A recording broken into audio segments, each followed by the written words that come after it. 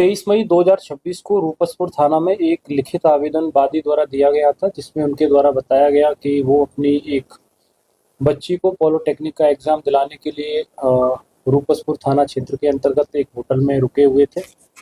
और चूंकि वो दूसरे जिले से आए हुए थे तो स्वाभाविक है कि उनको यहाँ पर रात्रि विश्राम करना था, और इसके लिए उन्होंने होटल हिडन विला में, जो रूपसपुर थाना क्षेत्र के अंतर्गत आती है, एक कमरा किराए पे लिया था। अपनी पुत्री के साथ उसमें रुके थे, लेकिन उसमें मध्यरात्रि में एक घटना घटित हुई। उसमें एक व्यक्ति जो नशे की हालत में भी था, वादी के कमरे में घुसा और उनकी पुत्री के साथ उसने छेड़छाड़ करने की घटना को अंजाम दिया था। और वादी के द्वारा इसमें 112 पर फ़ोन करके पुलिस को सूचित किया गया था। तुरंत पुलिस मौके वारदात पर पहुंची और इसमें एक एफआईआर रूपसपुर थाना में 378/26 बिहार मद्यनिषेध एवं उत्पाद अधिनियम की धारा 37, पोक्सो अधिनियम की धारा 8(12) और बीएनएस की धारा 74, 329, 351 और 3 सब क्लोज 5 के तहत दर्ज की गई थी। और इसमें जो छेड़खानी करने वाला व्यक्ति है सत्येंद्र कुमार, उम्र 31 वर्ष, सन ऑफ राजेंद्र दास, जो शाहपुर थाना जिला पटना का रहने वाला है, इसमें गिरफ्तारी की गई है। और इसमें अन्य जो 1-2 और अभियुक्त हैं, जिसमें वादी के द्वारा कहा गया है कि वो लोग भी इसमें सम्मिलित थे, उनको भी गिरफ्तार किया जाएगा। वो अभी फरार चल रहे हैं। उनकी गिरफ्तारी के लिए एक अलग से टीम बनाई गई है और इसमें होटल मालिक से भी इस संदर्भ में पूछताछ की जाएगी कि क्यों उनके यहाँ पर सुरक्षा मानकों का पालन नहीं किया गया था। विशेषकर उनके सीसीटीवी कैमरे चालू हालत में नहीं थे। और इसी तरह बाकी की जो होटल्स हैं उनका सिक्योरिटी ऑडिट फिर अलग से हम लोग करवाएंगे, देखेंगे कि जो इसमें जो गाइडलाइंस हैं सिक्योरिटी ऑडिट की, क्या उनका अक्षरशः पालन हो रहा है या नहीं हो रहा है।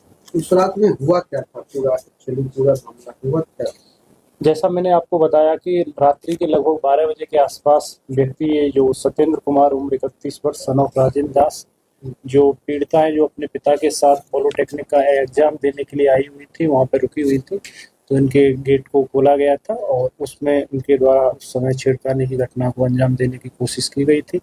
लेकिन वादिनी के पिता द्वारा, जो वादी है इसमें, जो फादर है बच्ची के, उनके द्वारा उसमें हल्ला किया गया और फिर 112 को किया।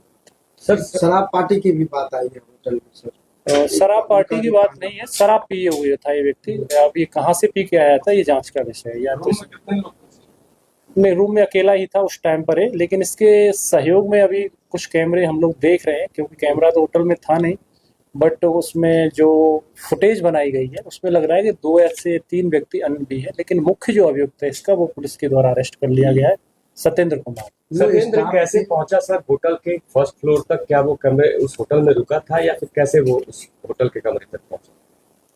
नहीं, ये होटल में वहीं पर काम करता था। होटल में, ये तो होटल मालिक बताएंगे इस विषय में, या होटल के जो भी मैनेजर हैं उनसे और भी इसमें विस्तृत पूछताछ की जाएगी किस परिस्थिति में व्यक्ति इनके यहाँ पे आया था। और अन्य जो व्यक्ति भी हैं भागे हैं, जो फरार चल रहे हैं, उनसे क्या इनका रिलेशन है, ये सारी चीजें बताएंगे।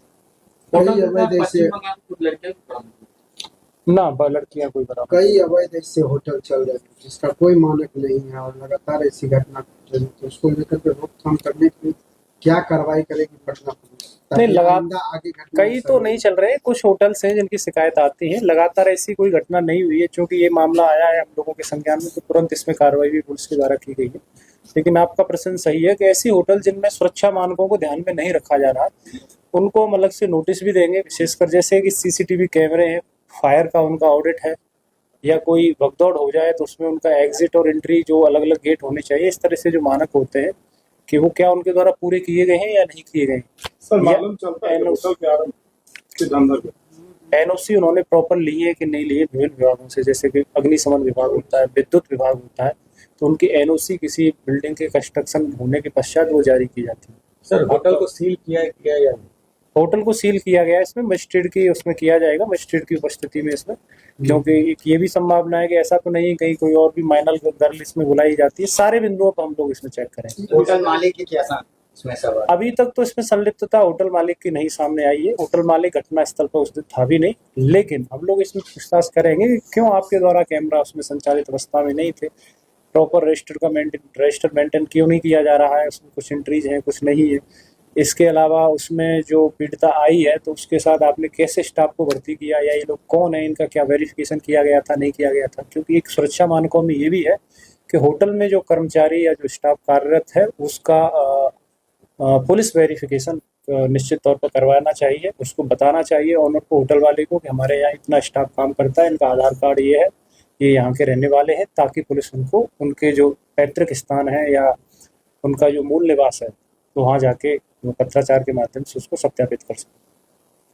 होटल संचालक की जो जानकारी मिली है कि वो क्या पुलिस अधिकारी या एसएसपी का कोई अधिकारी बताया जा रहा पिता को धमकी दिया जा रहा है कि कोई अधिकारी बन करके। नहीं, अभी तो संज्ञान में नहीं आया है, लेकिन अगर दिया जा रहा है तो वो अपना आवेदन दें, उसमें भी कड़ी कार्रवाई की जाएगी। कड़ी तो कार्रवाई, इसमें 24 घंटे भी नहीं लगे, तुरंत पुलिस ने इसमें अरेस्ट किया है। कुल कितनी गिरफ्तारियां हैं? एक ही गिरफ्तारी है, जो मुख्य अभियुक्त था, एक ही व्यक्ति के द्वारा छेड़छाड़ी की घटना उसमें दिख रही है, लेकिन चूंकि अन्य व्यक्ति भी इसके साथ सम्मिलित होने की संभावना है, तो चूंकि एफआईआर में उनका नाम है, उनके खिलाफ भी कार्रवाई की जाएगी, पूछा जाएगा।